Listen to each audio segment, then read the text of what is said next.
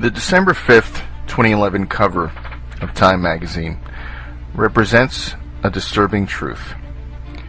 The American corporate-controlled establishment media presents a picture of the world that is meant to placate and pacify the people of the United States in favor of presenting reality as it is. While the covers of the European, Asian, and South Pacific editions have an image of chaos in the streets in Egypt with Revolution Redux in bold white letters in the center, the American edition is a cartoon with the headline, "Why Anxiety is Good for You." Is this just a meaningless marketing tactic, or does it exemplify the greater trend in how the American corporate media presents the world to the people of the United States? I tend towards the latter, given the fact that this is something that is inescapable when consuming media marketed to people in the United States. When I have the unfortunate pleasure of turning on the radio and listening to National Public Radio, I never cease to be amazed by the topics they choose to cover. While much of these economies of the world are in shambles, uprisings, both real and manufactured, are occurring around the globe. Brutal police crackdowns are taking place in the United States, and the federal government is attempting to legalize indefinite military detention of civilians, even American citizens, without a trial or charge. They opt for fluff stories with little to no meaning whatsoever. This is the unfortunate nature of the infotainment industry that appeals to the lowest common denominator instead of attempting to inform and educate their audience. The debatable aspect of this grim fact is if it is simply a result of sacrificing information and content in favor of ratings, or if it is a calculated agenda to dumb down the American people. I tend to fall into the camp of people who believe that this has been too pervasive and relentless to be the product of just doing whatever it takes to get ratings. When supposed legal experts claim that pepper spray is a food product while proving they are wholly ignorant of California legal precedent, one can't expect much.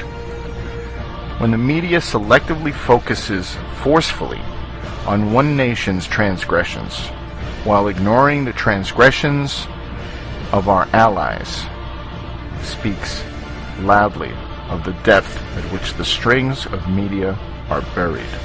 That being said, I might point out that the Egyptians did not in fact topple their government. Instead, they ousted Mubarak and replaced him with an arguably even more brutal military junta that was waiting in the wings. How can this happen? Is it just that they are seeking to entertain and not really inform? Or are news outlets actually there to make the American people perpetually ignorant, misinformed, and distracted in perpetual bread and circus? The mainstream media presents such a limited spectrum of information out there, especially when it comes to broadcast television, that it is hard to believe that it could simply be a natural result of the push for ratings over all else. The truth would command much higher ratings than any piece of fluff we see today. The worldview presented by the establishment media is so consistent and carefully crafted that it would be quite surprising if they all happened to decide to present such a version of reality completely independently. This outlook claims that the economy recovered when the government said the recession was officially over, that the government told us the whole truth about the attacks of September 11, 2001, and that we are never deceived about the true intentions behind conflicts abroad. However, reality continues to smash through this false paradigm presented to us by the establishment media, and with every passing week, another crippling blow slams into this false narrative. Despite the efforts of Time to present a cartoon and a light-hearted cover story as the most important news of the day, much of America is realizing that there is truly more important information out there that is just waiting for them. The most fatal flaw of the establishment media is the Orwellian doublethink that is used on a disturbingly common basis. One of the most glaring examples in recent history is the case of Libya, where Al-Qaeda affiliated and rabidly racist rebels, who are comprised mostly of fighters belonging to designated terrorist organizations, became freedom fighters and pro-democracy protesters. While we are supposed to praise and laud these murderers and assassins according to the corporate media, we are still supposed to believe that Al-Qaeda boogeymen are around every corner hoping to blow us all up.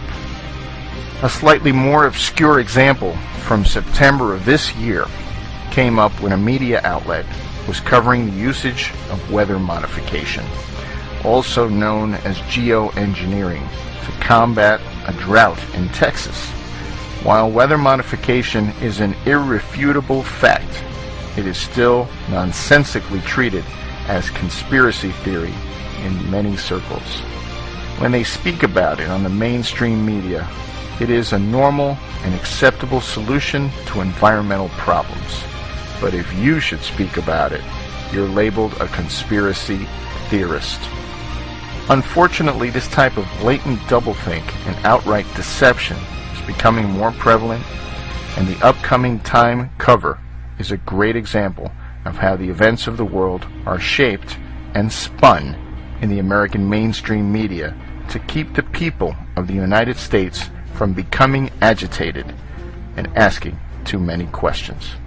Thankfully, there is the alternative media, which is growing independent of traditional news organizations and funding sources, thanks to readers and business owners who are willing to support the new wave in journalism.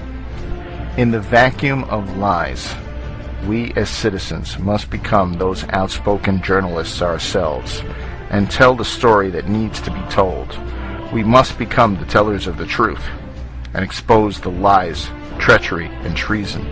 We will continue to present the truth, the whole truth, and nothing but the truth, while the establishment media continues to present dumbed-down nonsense, which will only serve to drive their viewers to sources of real information.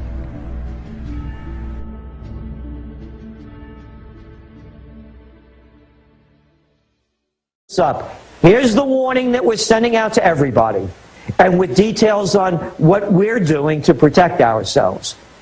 After the holidays, in the first part of the new year of 2012, the economic collapse will happen, and they will no longer be able to cover it up, and they're going to declare economic martial law. Just as my money's been stolen, your money's not going to be safe anywhere unless you have it in your pocket or you have it in gold and silver.